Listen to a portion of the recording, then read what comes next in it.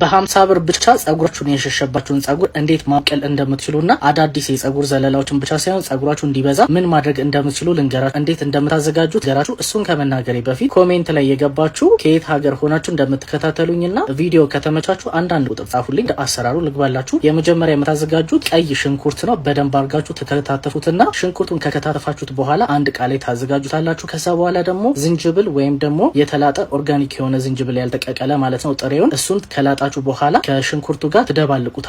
ከዛ በኋላ አንድ ብርጭቆ የሚሆን ንጹህ ውሃ ትጨምሩበትና በደንብ አርጋችሁ ትፈጩታላችሁ። ከዛ በኋላ የዚህን ጁሱን በደንብ አርጋችሁ ከጨመቃችሁት በኋላ ጸጉራችሁ ላይ ስፕሬይ እያደረጋችሁ ጧትና ማታ ሽታው ትንሽ ከበድ ሊል ይችላል። ምናልባት የሽታ አለርጂ ካለባችሁና ደግሞ እንደዚህ አይነት ነገሮችንም ለማዘጋጀት ጊዜ የለኝም ብላችሁ የምታስቡ ሰዎች ካላችሁ ደግሞ ይሄንን ፕሮዳክት ደግሞ የምትፈልጉ ሰዎች እኔ ጋር መግዛት ትችላላችሁ። ገዝታችሁ መጠቀም ትችላላችሁ። ያላችሁበት ድረስ እናደርሳለን። እንደዚህ አይነት ጠቃሚ መረጃ ሲመጣ በቶሎ እንዲደርሳችሁ ፈልጋላችሁ እዚህ ጋር ያለውን የመደመር ምልክት መንካታችሁ ሪፖስት እና ላይክ ሼር ማድረጋችሁን እንዳትረሱ።